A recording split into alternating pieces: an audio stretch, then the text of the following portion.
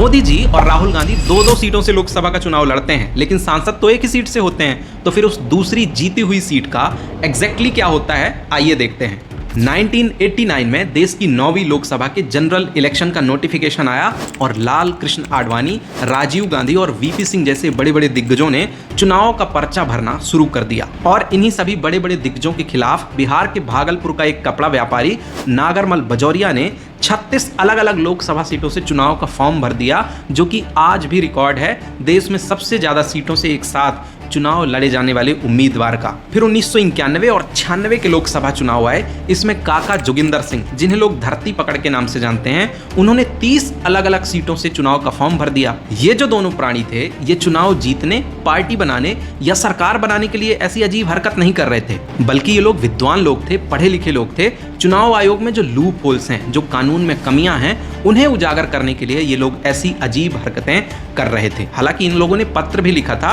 लेकिन सत्ता में बैठे मदांध लोगों को कहां ऐसे पत्र वत्र दिखते हैं, इसलिए इन्होंने ये अजीब रास्ता अपनाया ताकि चुनाव आयोग को उनका ही लूप होल दिखाया जा सके। अब इनकी इस अजीब हरकत से हो क्या रहा था, समझो। इलेक्शन कमीशन को हर चुनाव में जितने मतदाता हैं उतने ही बैलेट पेपर हर उम्मीदवार के नाम और चुनाव चिन्ह के साथ छापने पड़ते थे। मान लो किसी एक लोकसभा सीट में लगभग 10 लाख मतदाता हैं और 5 उम्मीदवार खड़े हुए हैं, तो इलेक्शन कमीशन को 50 लाख बैलेट पेपर छापने पड़ेंगे, मतलब हर उम्मीदवार के लिए 10-10 लाख बैलेट पेपर। अब ऐसे में अगर कोई उम्मीदवार 30-35 सीटों से चुनाव लड़ रहा है, तो केवल उसी उम्मीदवार के लिए चुनाव आयोग को 3 से 4 करोड़ बैलेट पेपर छापने पड़ते थे, जिससे होती थी आम जनता के पैसों की बर्बादी। और अगर वो उम्मीदवार 2 या 2 से ज्यादा सीटों में चुनाव जीत गया, तब तो फिर सरकारी खजाने में बहुत बड़ा भार पड़ता था। मतलब यूं समझो कि चुनाव को मजाक बना के रखा था लोगों ने। जिसका मन करता था, जहां से मन करता था, चुनाव में खड़ा हो जाता था। इसकी एक वजह यह भी थी कि पैसे ज्यादा नहीं लगते थे। लगभग 500 रुपए लगते थे जनरल के लिए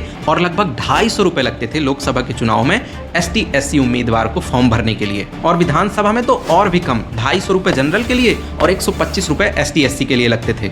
तो जिसका भी जिस सीट से मन हुआ वहीं से चुनाव में खड़े हो जा रहे थे। फिर 1996 में लोकसभा के चुनाव हुए। देश ने किसी भी एक पार्टी को बहुमत नहीं दिया, इसलिए कई छोटी बड़ी पार्टियों ने सरकार बनाई और प्रधानमंत्री बनाए गए HD देवगौड़ा। इन्होंने पद की शपथ लेते ही कुछ ही दिनों में अगस्त 1996 में ही the representation of people act 1951 में संशोधन करके लिख दिया कि इस कानून की धारा 33(7) के तहत कोई भी उम्मीदवार एक चुनाव में अधिकतम 2 सीटों से चुनाव लड़ सकता है, इससे ज्यादा बिल्कुल नहीं। और इसी संशोधन में चुनाव लड़ने की जो फीस होती है ना, सिक्योरिटी डिपॉजिट, जिसे आप लोग जमानत राशि कहते हैं, उसे भी 500 से बढ़ा के सीधा 10,000 कर दिया, ताकि केवल सीरियस लोग ही चुनाव में खड़े हो सकें। बस तभी से इस कानूनी सुविधा का लाभ समय समय पर देश के बुद्धिमान नेता उठाते रहते हैं। पंडित अटल बिहारी वाजपेयी जी ने, इंदिरा गांधी जी ने, प्रधानमंत्री मोदी जी ने, राहुल गांधी जी ने और अभी हाल ही में तमिलनाडु के नए चीफ मिनिस्टर विजय थलापति ने भी इसी कानून के प्रावधान का फायदा उठाया और 2-2 सीटों से चुनाव लड़े। और दोनों सीटों से जीत भी गए तो एक से सांसद या विधायक बन गए। और जो दूसरी सीट उन्होंने छोड़ दी, उसका क्या हुआ अब समझो। जैसे ही इलेक्शन के रिजल्ट अनाउंस किए जाते हैं और पता चलता है कि कोई एक उम्मीदवार 2 सीटों से जीत गया है, तो उसी दिन से 14 दिन के अंदर प्रत्याशी को लेटर लिखकर इलेक्शन कमीशन को बताना होता है कि आप किस सीट से सांसद या विधायक बनना चाहते हैं और किस सीट को छोड़ देना चाहते हैं। लेटर रिसीव्ड होते ही चुनाव आयोग उस दूसरी छोड़ी हुई सीट को खाली या वैकेंट घोषित कर देता है और अकॉर्डिंग टू लॉ 6 महीने के अंदर वहां उपचुनाव या बाय इलेक्शन कराना कंपलसरी है। अब ऐसा करने से 2 बड़े बड़े नुकसान मुझे दिखाई देते हैं। पहला तो ये कि आप जो सीट छोड़ रहे हैं, उसी सीट की जनता ने आप पर भरोसा दिखाया है, आपको जिताया है, और अब आप उन्हीं को छोड़कर जा रहे हैं। ये धोखा देने जैसा नहीं दिखाई दे रहा।